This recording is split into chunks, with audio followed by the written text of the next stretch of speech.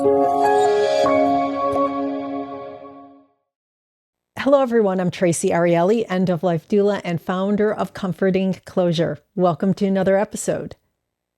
According to the Alzheimer's Association, about 6.1 million people aged 65 and older are living with Alzheimer's in the United States. And that number is going to increase by 2030. That number is projected to rise to about 8.5 million. And by 2060, nearly 14 million people will be living with Alzheimer's in the United States. Behind these numbers are real people, families, partners, adult children, caregivers trying to understand what is happening and how to respond. Today, nearly 12 million family members and friends provide unpaid care to people with dementia, taking on emotional, physical, and financial obligations they did not expect. I'm joined by Patty Brennan, owner and director of Lifespan Doulas. Patty is also the author of the book, Into the Fog, her personal account of caring for her mother through dementia. In this conversation, we're going to talk about what dementia looks like inside a family, the fear and uncertainty they go through, as well as the decisions that no one is comfortable making.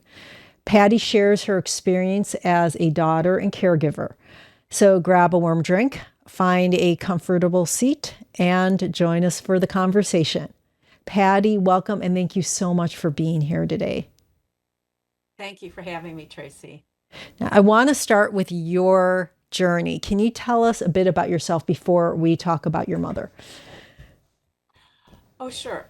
So I'm a doula and a doula trainer. I came into that career in my early 30s and just have been self-employed and done various different things in the realm since that time. So for basically my entire adult life. I was a home birth midwife for a while, a childbirth educator, a birth doula, a postpartum doula, a doula trainer, a nonprofit executive, running doula programs. And then in 2016, I sort of shifted into end of life doula training and care work there. And a lot of that came from my personal experience of having supported two sets of parents who died in a shortly kind of condensed time frame over a period of just a few years, and and just everything that was involved with that, everything I was learning. And I think one of the things that sort of surprised me at the time was just how prepared I felt to be at the bedside of someone who was dying. And even though I hadn't read or studied a lot about that, there just something about the spirit of being a doula, knowing how to be that support person who's helping people through various types of transitions, that there was this sort of essential skill set that I had, that and a comfort level with it that other people present didn't necessarily have. And so I just kind of realized, like, oh yeah, I know this. I got this kind of feeling, as I sat by my dad's bedside, for example, as he was dying. So kind of an acceptance that it wasn't, that this process was unfolding, that it involved me, but it wasn't about me. And that all I could do was kind of just be present and look for ways to comfort and support. So it was very similar to I remember thinking, this is like being at a birth. Even to the like internal dialogue in your mind, where you're thinking, gosh, when is this going to be over? How long is it going to go on? How long can this last? I had those thoughts many times at a birth, as you're witnessing somebody sort of having to struggle, and experience pain sometimes, and and doubt, wishing it could go faster, all of that. It was just so similar. So it's a little bit about my background in terms of professionally. Yeah.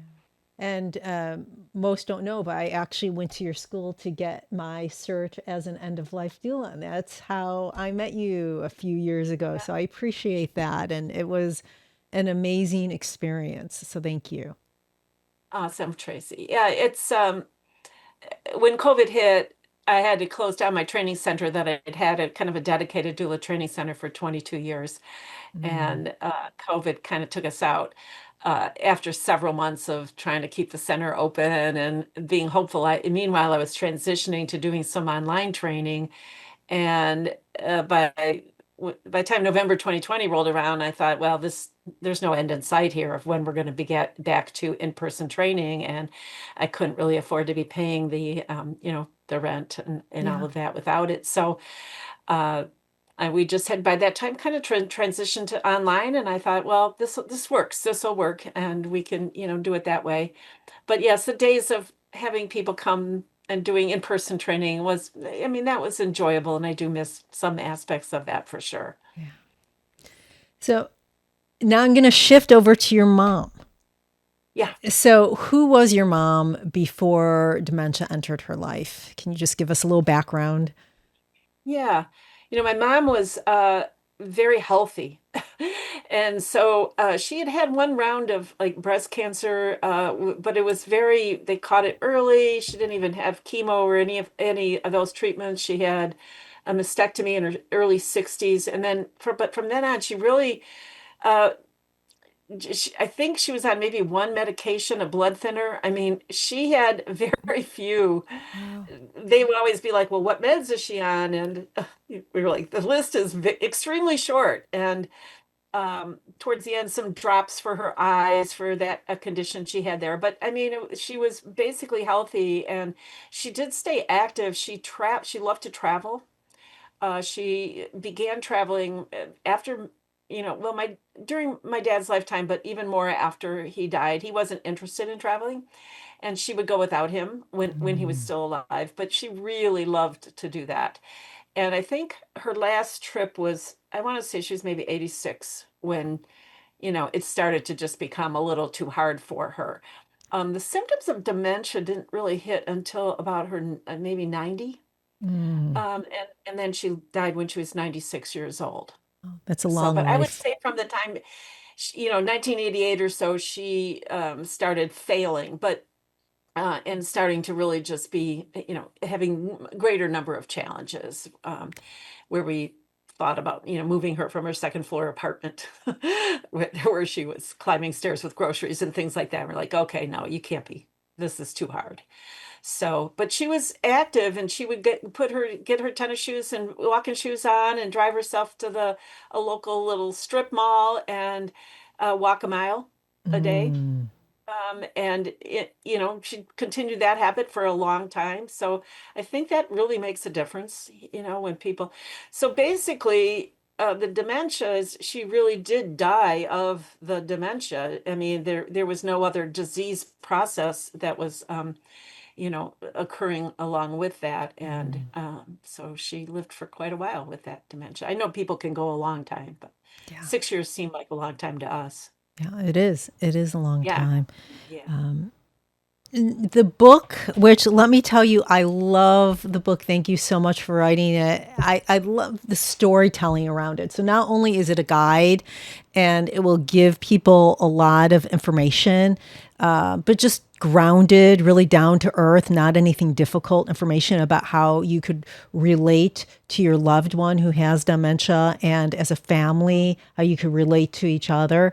But it tells it through story also. And that's what, yeah, I hate to say it's entertaining because I know I shouldn't say a book like this is entertaining, but really, I feel like I really got to know you, Patty, and that was nice. So thank you. Oh, well, thank you, Tracy.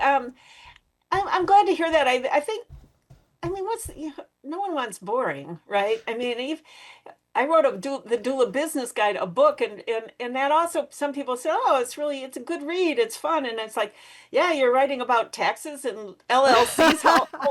How fun can it be? But I mean, if you can weave in other stories, if you can weave in that, yeah, the experience. And I've always kind of wanted to teach and write from my own experience. I'm not a researcher. It's not my Mhm. gig.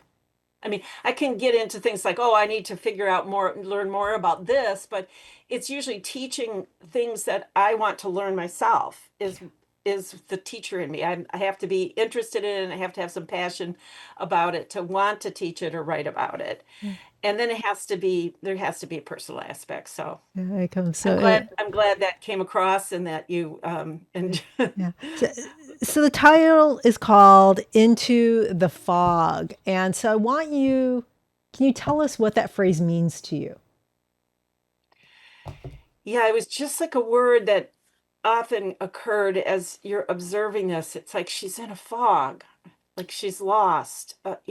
It's just, and the fog also, like I really had the idea for the cover, the image of cover image of the book for a very long time. It was like it's a bridge. She's crossing a bridge and walking, and you just don't see where the other end, you don't see the other end of the bridge basically. So to me, that's, it's like the end of the bridge is in fog. You can see that you're in this process going in, into this sort of unknown, but you don't see the end point. Now, So that's kind of was the image that came to mind, and that I had the title for the book. She died in 2014 and I didn't publish this book until 2025. mm, So it was gestating for 10 years, basically. amazing.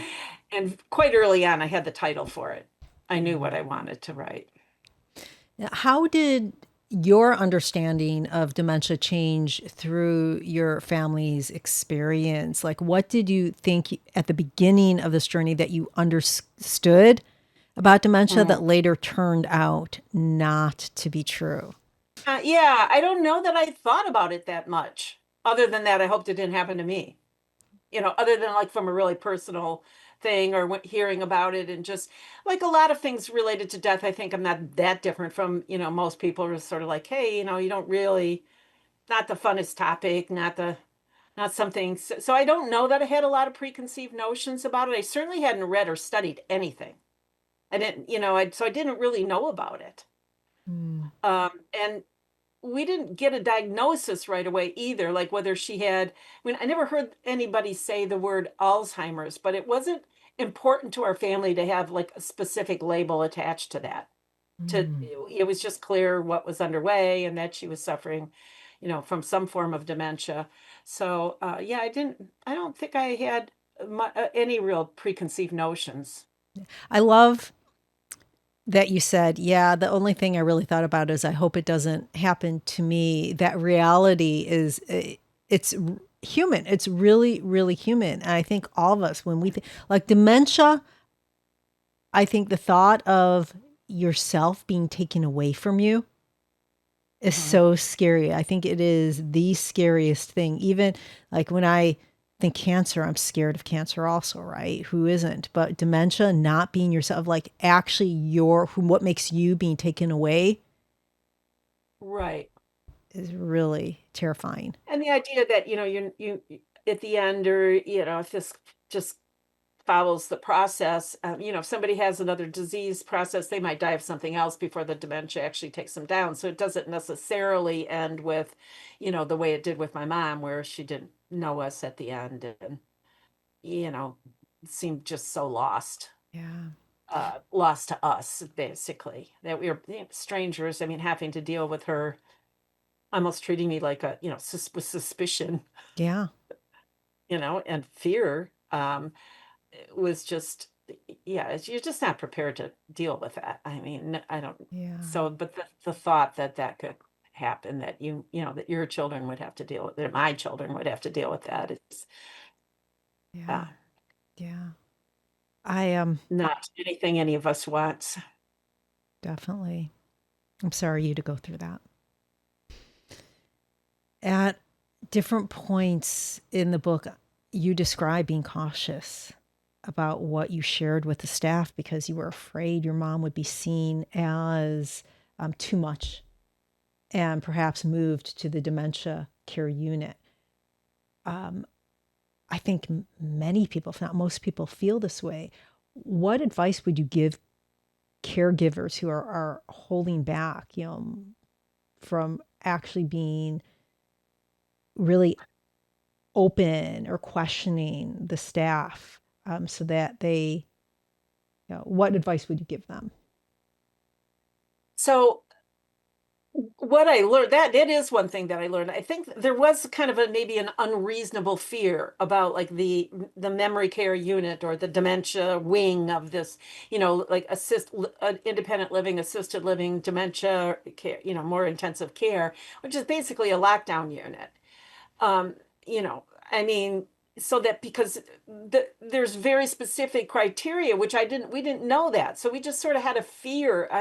Not just me, but I did, of my mom going there because we had had she'd had a family friend who had died in this at the same place and had spent a couple of years in that unit. And my mother had talked about that before, that, how sad that was and how, so I just, knowing that she'd had this friend that died there was just upsetting to think of her going there too. Um, and I felt like, we could meet her needs in the assisted living and we were just afraid to rock that boat. Like, and that somehow, yeah, it was an unrealistic fear that if we asked questions of the staff, that would trigger them reevaluating as if they weren't aware of what, what her condition was. Do you know what I mean?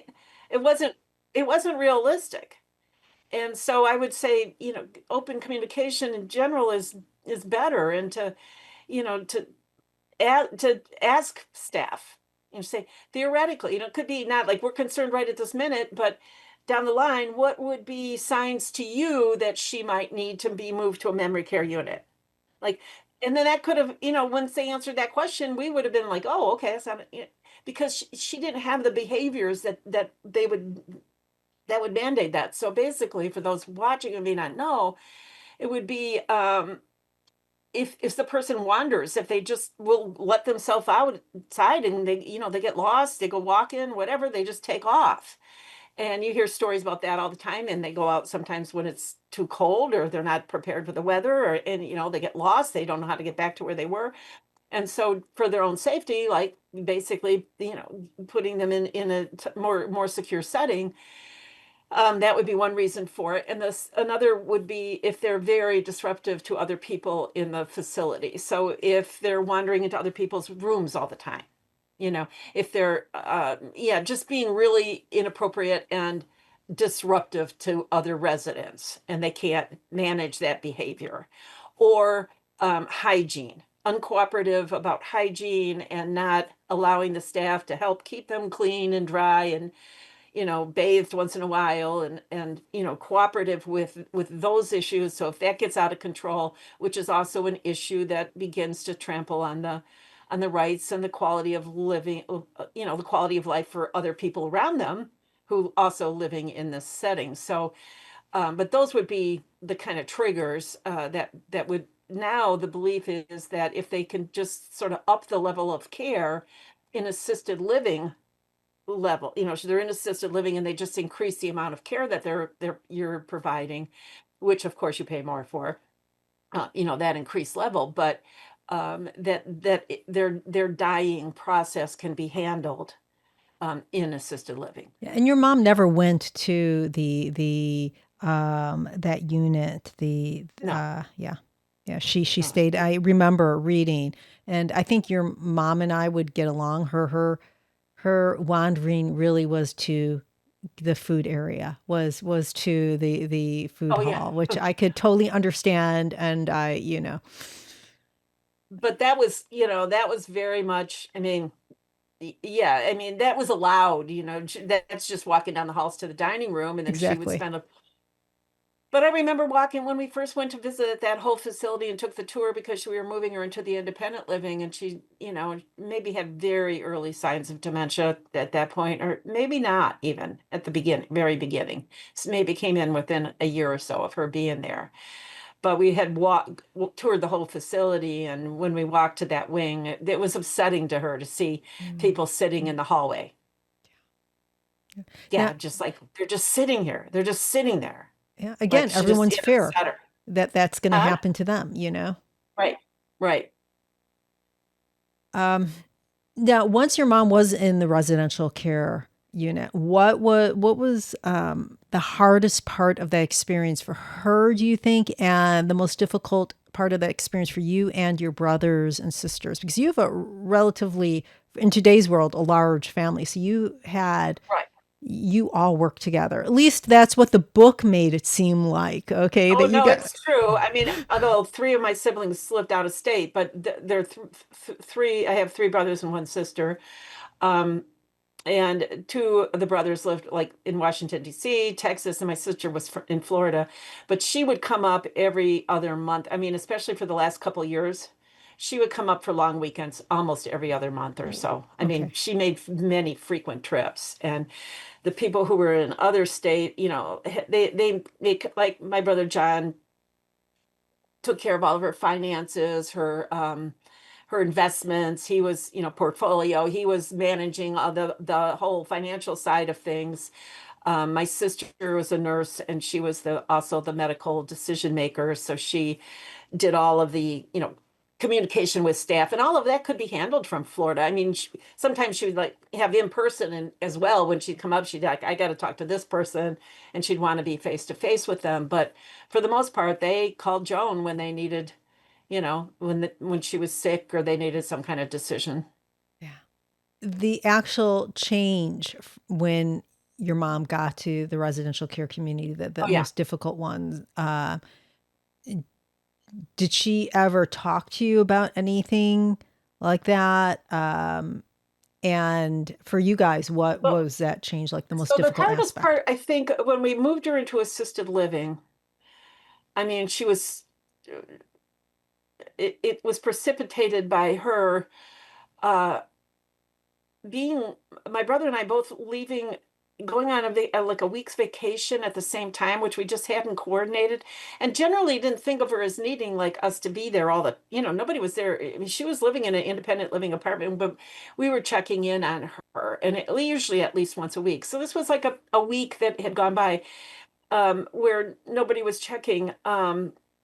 And during that week, though, it was in the springtime, and we're here in Michigan. The weather, it could be all over the map, right? I mean, on one day, you could have 35 in the morning and, 80. I mean, in the spring, it can get pretty wild swings. And suddenly, a kind of unusual heat snap had come in, and you wouldn't have predicted this. And anyway, she was up in her apartment, not realizing she could turn the air conditioning on, or not unaware that she had any kind of control, or even that that was the problem. Like she just started not feeling well. So basically, she was too hot. She was getting dehydrated. The dehydration was making her not, making the dementia worse, which will happen. And then it just kind of like become this sort of downward spiral of her. I don't know what's wrong with me. I don't feel well enough, and I don't feel like eating. And then so she's not eating. Then she's not, also not getting fluid that way. So she was deteriorating, and that's the condition we found her in. Like, I don't know what's wrong with me. I just don't feel good. And I just, and you're walking into the apartment, and it's like incredibly hot and stuffy.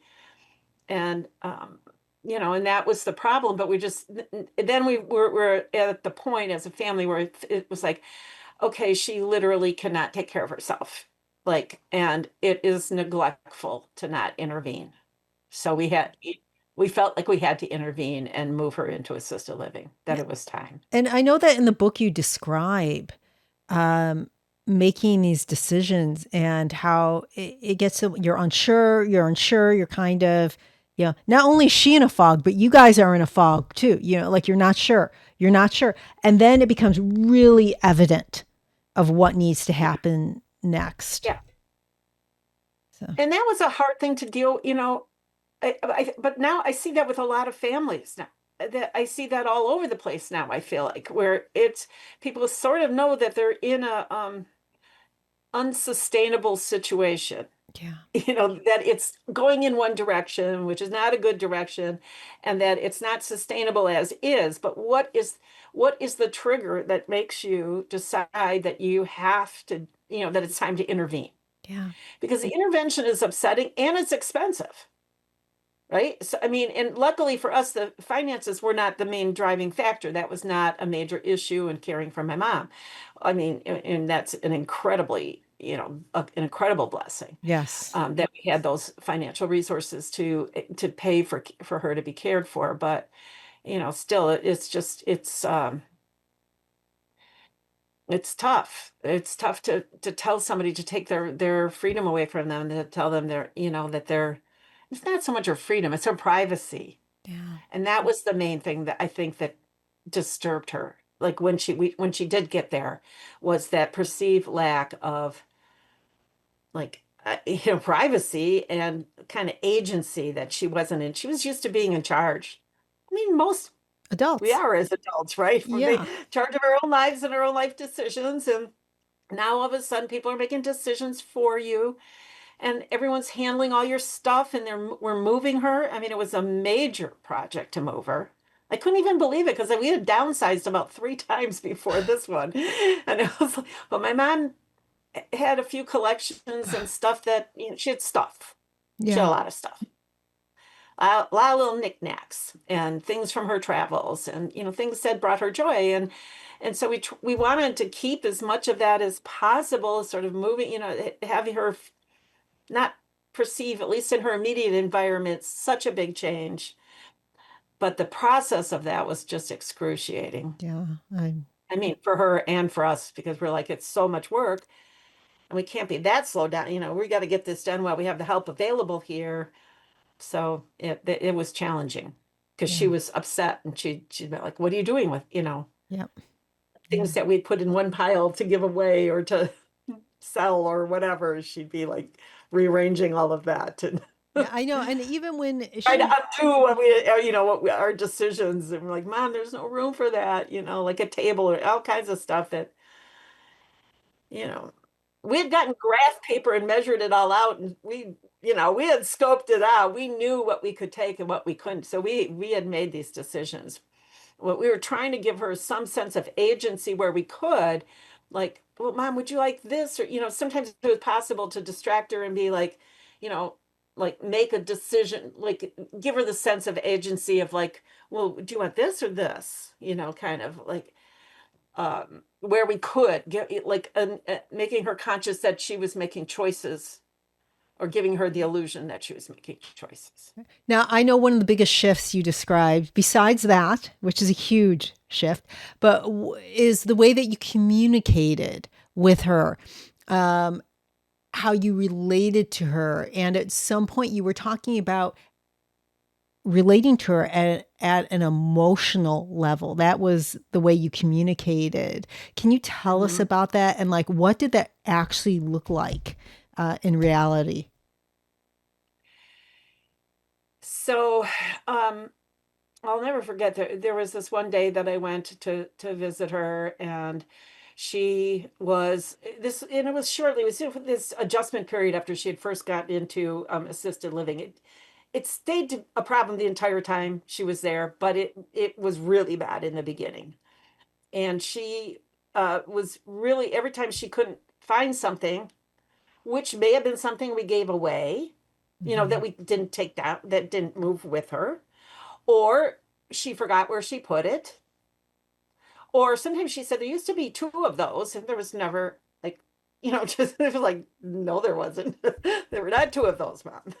Um, but in her mind, this is, she would say, well, there was two of them, and one of them's gone now, so somebody took it. So her conclusion was always that because she perceived, I think, on some level, her privacy being violated, that these people, and she was so became kind of paranoid, which was not normal for her.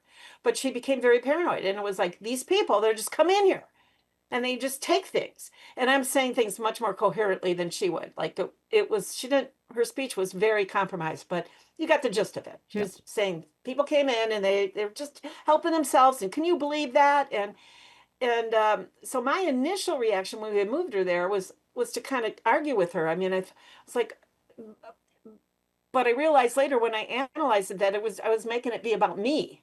Mm. Because in my mind, I'm like, my mom thinks that I would put her in a place where people are stealing from her. Like she thinks we don't care. She thinks that, it doesn't matter to us. We're like, this kind of how I'm thinking about it. So then, well, I have to convince her that that's not true. Like that we would never do that. That we'd never put her in abandon her to a place where people were going to steal from her and just not care about that. So I would get into arguing with her, and that just made her, and it just enraged her. So she was upset about this thing, and then I'm trying to contradict her, and it sort of escalated. This fight that we had escalated, which was very unusual communication set between me and my mom, which was mostly just really sweet. And she said, "You always take their side." Mm. And I was Wow. like, that just really knocked me back. And I'm like, what is going on here? And anyway, I don't think I still didn't handle it properly in that particular moment. I was just kind of like, let's change the subject here. And I do remember saying something like, is this how you really want to spend our time together? Like, I don't have very much time here. Like, is this really what we want to keep, talking about? Eventually, I shifted her away from it. But then on the way home, I was very upset. And I called my sister kind of in tears and just said, this is the worst. And and Joan just said, Patty, I think you're looking at this the wrong way. I'm like, okay, what, and she just said, it's just emotion. We talked about it, and basically I kind of came to understand that she is really operating that I'm being logical and expecting her to, follow my train of thought and my logic, right? And plus I said, I'm making it to be about me. This was Yeah. about her. And, and she said, Joan just said, she's like, think like a 3 year. She's like a 3 year old. Mm. She's like, just you have to meet her where she is emotionally. She's upset about this. Just don't argue. And you'll see that now if you read any literature about like what to do and not do as a dementia care provider. Don't argue is one of the, it's on the list. It's going to be on the list. But here I was arguing about this with her, and it didn't end well. And so the next time I went, and of course, she'd forgotten all about that. And she did still know me. And the next time I went, and she started accusing me, there were a couple themes. One was that people were coming and taking things. The other thing was that people were coming and leaving things that weren't hers. So she had forgotten about, like, these were her belongings, but she's like saying they put that there. I don't know what that is. And so I'm like, okay. But instead of saying, no, mom, they didn't come in and hang that thing up on your wall. This is literally a little shelf on the wall by the door with these two little ceramic dogs sitting on it. And she's like, and she just kept looking at the shelf and looking at the shelf and look. And she's like, she was so upset about it. And she's like, it just, can you believe it? Can you believe that people just come in and put things on my wall like that? And so instead, I thought to myself, I'm not going to argue about this. So I looked at her and I said, Mom, do you want me to go over there and take that thing off that wall right now for you and get it out of here? She was like, oh, yes. Like that didn't even occur to her that, she could do something about it. I'm like, I walked up and went over, ripped the thing off the wall, which is like two little nails holding it on. I Yep. picked it up. I got a garbage bag. I put it in so it was out of sight. I put it under my coat by the door. And then for the whole rest of the visit, she was just so happy. And she was like, look over there. And she goes, that looks so nice. And she's talking about the empty wall where the thing was gone. Oh, that looks so nice now. That's So she great. was It's very like happy. what would make them joy? Yeah, what would make them happy in the What moment? exactly? Like, and I can understand the impulse to justify your own actions. Right. Right? If you think somebody's accusing you, that she wasn't blaming me for the fact that people were taking stuff from her house, from her room. Yep. She just wanted some validation that it wasn't okay that they were doing that. Yep. Yeah. She just wanted someone to be on the same page with her emotionally about it. Yep. And That's that's actually easier. It's easier. I mean, once I got that, it was like, oh, okay, this is how I'm going to relate to her now.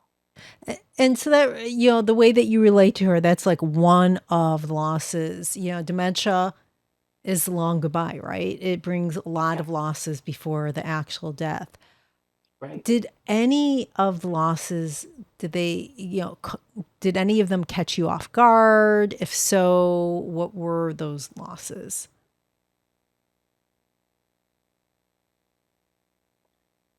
Uh, yeah. I mean, I'm sure there were probably some, but the main one that kind of comes to mind, it's one of the symptoms that the person who has dementia is actually getting close to. is moving in closer into active dying, Mm. like the death is closer. And it's when they start to have trouble eating and swallowing. And so I wasn't prepared for kind of what that might look like, I guess. And one day we took her out for Sunday morning ritual breakfast that we were doing, my brother and sister-in-law and I, and brought her back. And, but, we're back in the apartment, and my sister-in-law goes, she's, something's, she's like, basically, she was still chewing, realized that she still had some food in her mouth, and it was a piece of bacon that she was still like kind of gumming and chewing on. Mm. We're talking about like an hour after breakfast is over. And what I learned about that is that she's literally forgotten how to swallow. She's Mm. forgotten that step in the process of eating. Yeah. It So, it's so interesting because um, there was one of my family members had dementia and was in residential care for a long, long time, for many years. And one of my brothers was the person that was, her healthcare advocate. Yeah. And I remember him saying, being an end of life doula, of course, I've seen people die. And that question of food and feeding always, we want to oh, feed our right. loved one, right? And I remember talking to my brother about this, and he actually put a feeding tube. They got a feeding tube inserted, and to me, that's like, whoa, you're just prolonging death, not life. Like to Right. me, because your body is a person's body shutting down. Even with dementia, Right. that is, the way people die with dementia is very different than the way people with cancer die. Mm. And so, it's like that. You're prolonging death, not life, and not good quality of life. And that's my own opinion. Other people might have other opinions, and there's no, but the brain is shutting down, and that's why a person stops eating.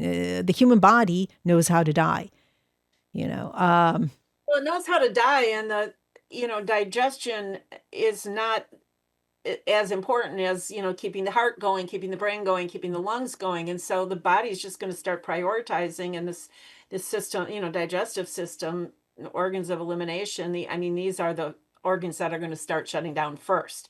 And that's not different with dementia from other disease processes.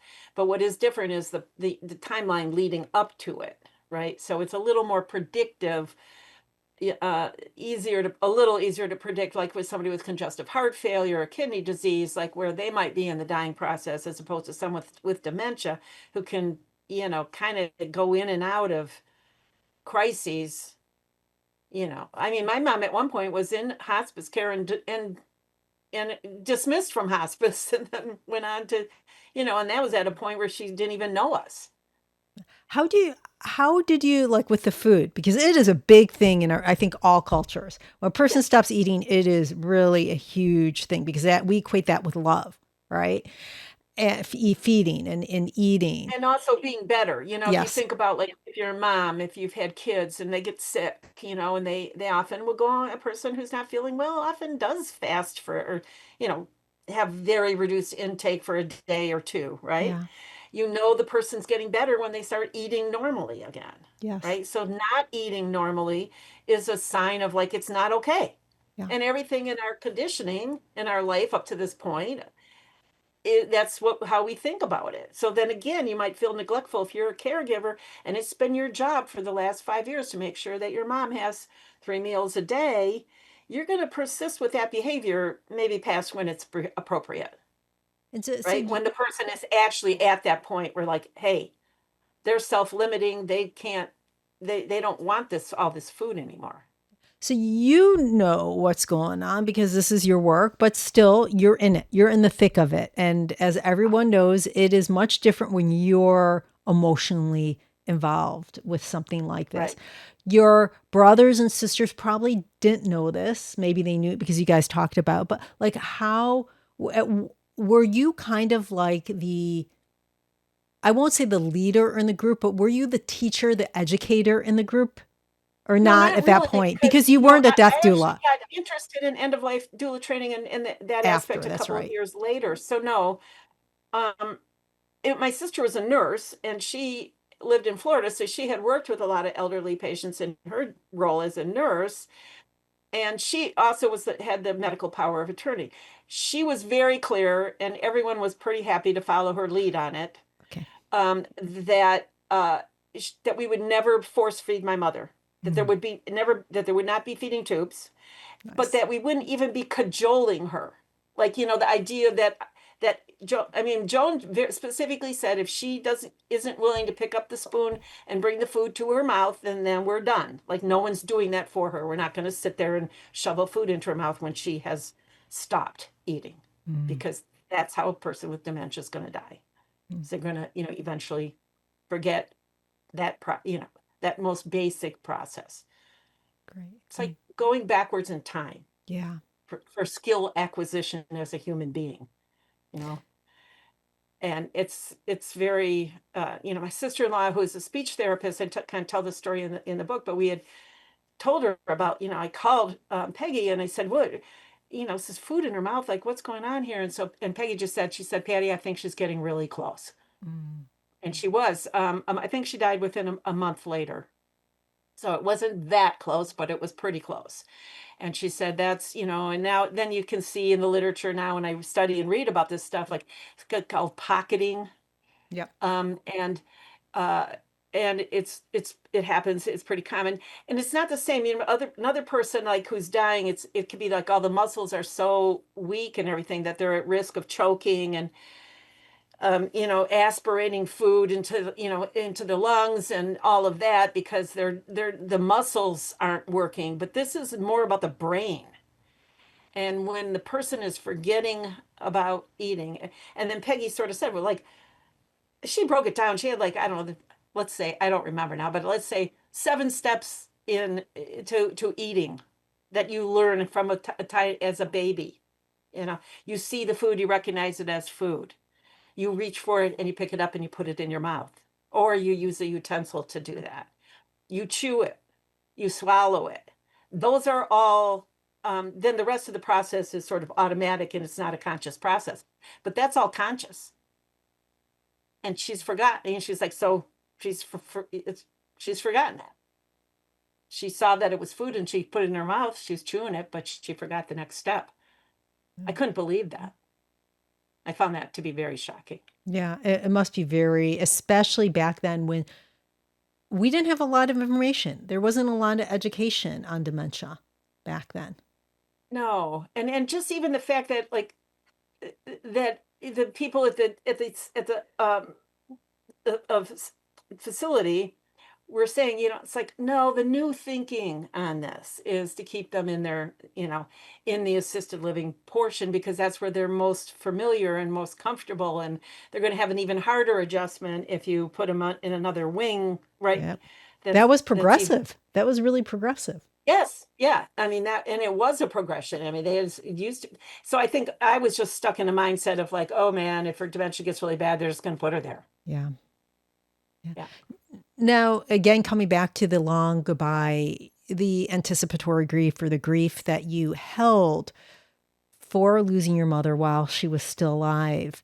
Um, what advice can you give to people? Because I think it's a surprise to many people. People who don't know what anticipatory grief is, they don't understand it. Yeah. It's weird. I've been struggling with this idea of grief lately because it's like a word. And I don't quite know exactly um, what that means for me. But the experience was that there were these losses, and then looking back in hindsight, you can see the whole big picture. But it's like there's these losses are they come and they hit you hard when they come, because they end up being kind of permanent. Like, there was one day when I kind of went up there, and you just have this expectation. My mom, she's so interested in my life. She's my champion. She's my friend. She's like, oh, how's it going? What's going on with the business? Tell me about this. How are the kids, the grandkids, all that? Well, that's all gone. she's not associating it, she doesn't, she's not capable really of that anymore. And so there was just this one day when I realized there's no point in me telling her about my life anymore. There's no point to that. And yeah, I mean, that's heartbreaking. It's like, oh, I just need to give that up. It's disappointing. And then, and then it's like, well, what can I do with her? And so then it became like a shift of focus to try to entertain her. But in terms of what I would say to other people is like, even at the level of those losses, and when you're accepting, having to come to acceptance with that, there were still things, again, in hindsight, that I can look back and feel grateful for. It's like, oh, remember the day when it was in May and she couldn't really, she, she wasn't at the stage where she had forgotten who I was. So she still trusted me and I could take her out and she would go with me. She'd be cooperating with me and then be like, Mom, it's a beautiful day in May. Let's go look at the flowers, and take her outside and go for a walk. And I remember bringing chocolate and raspberries. And I was like, we're going to have a picnic with chocolate and raspberries and sparkling water. And it's a very good memory. And I'm glad that I did that. I'm glad that I somehow, yeah, I found it in me to kind of try to make the best of whatever it was. Like, I mean, a person is alive until they're dead. And so to still stay and be present with them and try to, you know, have a positive interaction that makes them feel good, that makes them feel loved, and that, and turns out is a good memory for me too. I say, well, okay, because eventually those days that wasn't even an option. Eventually I lost that, I know that because through. she became suspicious of me or could confuse me with staff members, and she was mad at all those people. She was mad at everybody. So, and kind of paranoid. They're doing this, they're doing that. I mean, she thought there were people in the floor below who were talking about her and planning or something. I mean, it was completely incoherent, but there was no floor below her. Mm. So it's like, what, I don't even know what she's talking about. But I just learned to say things like, well, that's terrible. Yeah, I afraid that one day when she was telling me people were taking something or you just these paranoid, things that she would say, and I would just say, "Oh my gosh, that's terrible, Mom. Yeah. I'm so sorry you have to go through that." And she'd go, "Right?" And then she'd be satisfied, and it didn't end up to be a 45-minute long fight where I'm trying to argue with her that that's not actually happening. Yeah. I just validated. I'm like, "Yeah, wow. If I were you, I'd be upset about that too." Now, I know Wow. that you talked about, and we talked about how things became really evident. Your next step, you're in the fog, you're confused, and boom, it became very evident. Um, is there at any point, or did you ever think or wonder if you were giving up on her too soon? No, Okay. Because I think no. there are many caregivers that haven't learned to trust their decisions. Yeah, I mean, and the main reason I think that I didn't struggle with that, Tracy, is because I did have the siblings who were helpful, and Okay. we were a very effective team. There was very little, and I'm not saying we're a perfect family or anybody, and that we all get along all the time about everything, because it's not true. But we functioned well about around my mom. I'm telling you, the book makes it looks like you're like a Facebook group. You're just putting out the really good stuff. You make your no, just kidding. The book was really, as I said, very helpful with how people conquer and divide and conquer with the Yeah, things that, and you used everyone's strength. Like Peter had a great sense of humor, your brother, and right. that was Yes. really helpful. So it was nice to see and to understand that that's a good way to help your loved one. Yeah, and I mean, I'm very lucky. So I think if I had been trying to figure it out, just like if I was a single parent trying to raise two sons, I'd be like, it's helpful to have another perspective. It's hard to when you're in emotionally difficult territory, it's hard to navigate without it's like someone to, you know,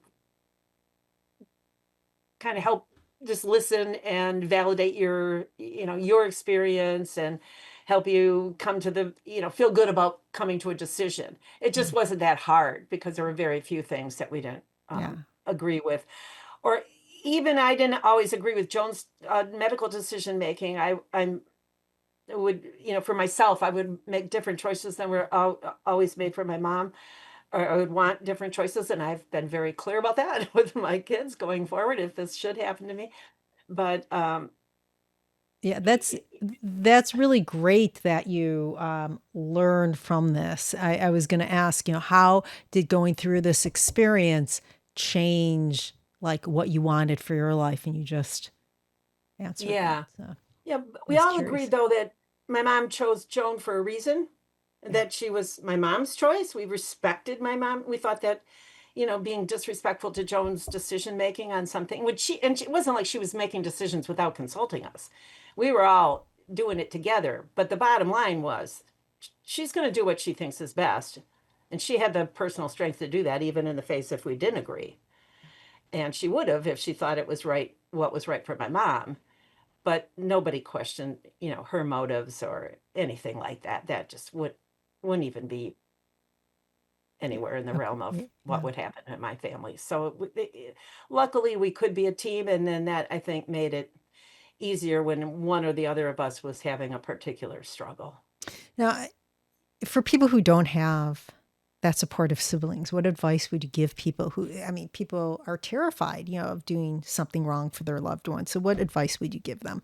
I would say get to, definitely somebody who can be a sounding board and talk through that situation with, whether it's a friend or, someone who knows you're a stranger, a counselor, or I mean, whatever it is. I had many moments throughout this whole thing where I thought, which kind of my motive for writing the book actually, where I thought to myself, I should be in a support group of some kind for this. Hmm. I should take a class on this. I should read a book on it. I remember thinking, all of those shoulds, which I chose not to do. And the reason I chose not to do it was because I was a small business owner, working like crazy, kids and grandkids and just a lot of responsibilities. I mean, a busy person. And it took me, it was an hour drive there and back every time I visited my mother. So it's 2 hours in the car. I mean, it was just a real A lot. time suck. Yeah. And so it's like, okay, I'm spending this much time managing all this anyway. I don't have time in my free time to be studying about dementia. It's like almost kind of a resented that I would, that it's like, no, I have to be more protective of my time. So the thing that might have helped me through it, I just, even though it occurred to me repeatedly, and that was one of the reasons I wanted to write the book and just share a few tips that might make it easier for other caregivers. And I purposely made the book short because I think people do not have time for this. Yeah. I read it in They're an afternoon.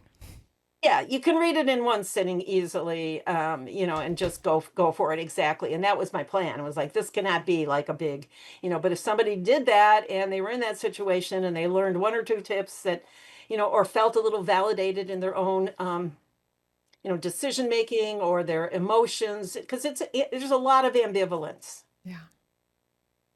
My friend and I had a friend whose mother was going through this, and we were best friends growing up since we'd been friends since we were 10 years old. And now our mothers are both 96, same age, our mothers were born, actually had, I think, close to the same birthday.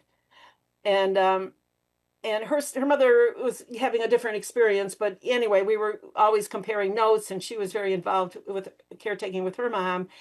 And we had quite a bit of dark humor around, who was going to go first and other things like that. And it was really good to have a best friend to be able to laugh about some of this stuff with, because yeah, there is definitely part of you that just wants it over. Yeah. And I mean, it's hard to watch somebody um deteriorate like that. It's hard to watch anybody, I mean, dying or being in pain and losing, in that process of loss. But this is so prolonged and so kind of unique in how it's unfolding, that it's Yeah. so I would say, definitely don't try to be alone with it if you're doing it so much alone, seek, because there is help and support out there for this. Yes. There are support groups, there are things you can do, like um so I even learned recently that Alzheimer's Association even sometimes has a little bit of money available for people, like small grants. Mm, It's not a lot, but I mean it's something, yeah, and it might help families that are really strapped financially as well. wonderful. Well, Patty, I'd like to thank you so much for being on the show and for sharing uh, your experience with everyone and for writing the book. For those listening who want to learn more about your work or get in touch with you, where is the best place to find you? So my business website is lifespandoulas.com. So we actually do birth, postpartum, and end of life. So that's the lifespan idea of the training. And the book is available there. And it's also on Amazon. Listeners, dementia doesn't come with a clear map. Most days you're figuring it out as you go, making decisions with incomplete information and doing the best you can in moments that keep changing. You're allowed to be tired, you're allowed to feel unsure, and you're allowed to grieve what's been lost while still caring for what's here. Care in all of its imperfect forms is still care, and it's more than enough. Thank you for joining us. If you have any questions, please comment below or reach out to me directly. And if you found this conversation to be helpful, please like, share, comment, and subscribe. This is Traci Arieli from Comforting Closure, wishing you peace and comfort in your journey. Until next time, take care.